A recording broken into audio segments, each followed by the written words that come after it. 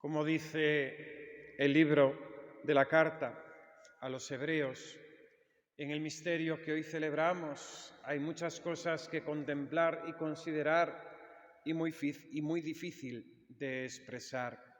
Pues en el misterio de la anunciación del ángel a la Virgen ocurre el misterio de la encarnación del Hijo de Dios. Y aquí tenemos el compendio resumen de todas las verdades de nuestra fe católica cristiana, pues tenemos que hablar de ese designio de redención por parte de Dios nuestro Señor. Tenemos que hablar de la creación del hombre y de la realidad del pecado original. Tenemos que hablar de esa mujer prometida en el Génesis.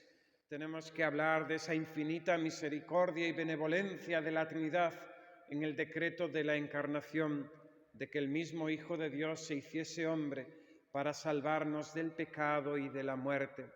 Tenemos que contemplar la gratitud, reverencia con que Dios, a través de su ángel, saluda a su criatura María Santísima. Tenemos que contemplar la humildad y demás virtudes de aquella que ha sido encumbrada por encima de todos los hombres y de los mismos ángeles como Madre de Dios. Tenemos que considerar en este misterio también cómo Dios cuenta con la colaboración de su criatura para su plan redentor y salvador. Tenemos que callarnos y en silencio adorar tan gran misterio, y que esto nosotros lo comprendamos, nos beneficiemos de él y sobre todo en esa anunciación que cada vez que venimos a la Santa Misa se nos hace también a nosotros, recibamos a Cristo nuestro Señor. Pues cada vez que asistimos a la Sagrada Liturgia, a la celebración de los sagrados misterios, también viene Dios a través de su Iglesia a anunciarnos su palabra, que es palabra viva y eficaz, el mismo Verbo de Dios, que es palabra que alimenta nuestra inteligencia, que mueve nuestro corazón, que nos enseña la verdad, que denuncia nuestro pecado. Y es más, así como el Verbo se hizo carne en el seno purísimo por obra del Espíritu Santo en María Santísima, también el sacerdote en la Sagrada Liturgia, antes de la Sagrada Comunión, nos muestra el cuerpo de Cristo, diciéndonos: he aquí el Cordero de Dios que quita el pecado del mundo, para que venga a hacer morada en nuestra alma, en nuestro corazón, en nuestro cuerpo, como alimento de vida eterna, como prenda de salvación. Este Dios, que siendo infinito, se hace hombre, y habiéndose hecho hombre, se hace Eucaristía bajo las apariencias de pan y vino, para entrar dentro de nosotros y llenarnos de sus dones, darnos vida eterna y prometernos la resurrección final.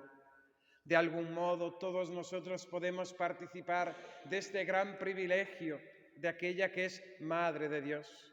Solamente la Virgen Santísima, ninguna mujer antes ni ninguna mujer después ha podido decir: soy la Madre de Dios. Y ante tal grandeza, aquella que era verdaderamente humilde se reconoce sierva y esclava del Señor. Nosotros podemos participar de su dicha, pues Jesús viene a nosotros en la comunión cada día. Él nos invita a su sagrado banquete. Él viene a nosotros y también dentro de nuestras entrañas Él hace el milagro de convertirnos, de hacernos miembros suyos, de unirnos más íntimamente a Él. Imitemos pues las virtudes de la Virgen Santísima cada vez que escuchamos la palabra de Dios y sobre todo cada vez que nos acercamos a la Sagrada Comunión. Como María Santísima, imitemos su fe, su obediencia, su esperanza, su caridad, su humildad, su devoción al recibir a Jesucristo sacramentado, como tan bellamente expresa esa comunión espiritual de la tradición cristiana. Yo quisiera, Señor, recibiros con aquella pureza, humildad, devoción con que os recibió vuestra Santísima Madre, con el espíritu y el fervor de todos los santos. Que Cristo se engendre en nosotros y esto le demos a luz mediante las buenas obras, y que cada uno de nosotros podamos repetir aquello del apóstol San Pablo: vivo yo, pero no soy yo, es Cristo quien vive en mí. Aquellos que recibimos a Cristo en nuestro interior, aquellos que comulgamos con frecuencia, debemos resplandecer en toda nuestra vida, palabras y acciones, pensamientos, gestos, a Jesucristo nuestro Señor. En definitiva, aquella jaculatoria que decía una religiosa, dirigida a la Virgen, pero que le podemos también dirigir al Señor: Madre, que quien me vea te mire. Pues también nosotros, Jesús mío, que quien me vea, quien esté a mi lado, quien conviva conmigo, a quien yo trate, que no me vea a mí, que te vea a ti. Vivo yo, pero no soy yo, es Cristo el que vive en mí. Se celebra en este día la jornada por la vida. Al encontrarnos, al contemplar el misterio del Dios que se hace hombre, defendemos este don de Dios que es haber creado al hombre y haberle dado al hombre el poder de crear vida en el matrimonio mediante la fecundación. Esta llamada a la procreación: henchid la tierra, dice el Señor, multiplicaos y henchid la tierra. Una sociedad de hoy que, con palabras del Papa Juan Pablo II, es una sociedad basada en la cultura de la muerte. Tristemente, dramáticamente, criminalmente, nuestra sociedad es una sociedad de muerte. Más de 90.000 abortos al año en España. Imaginémonos las cifras en el mundo entero. Le digo a los niños en el catecismo, cuando les hablo del aborto, es como si cada año arrasasen una ciudad como la nuestra de Toledo, que es de las más pequeñas de España. Una al año, una ciudad arrasada. Pues eso es lo que nuestra sociedad tan moderna, tan hipócritamente moderna, produce. Muerte, más muerte, más muerte. Y ya sin contar a nuestros mayores. La Iglesia anuncia el Evangelio de la vida desde la concepción hasta su término natural. Nada de aborto, nada de eutanasia. Y esto es defender al hombre, y esto es defender la ley de Dios, nuestro Señor, que nos da este don de la vida y solamente a Él le pertenece.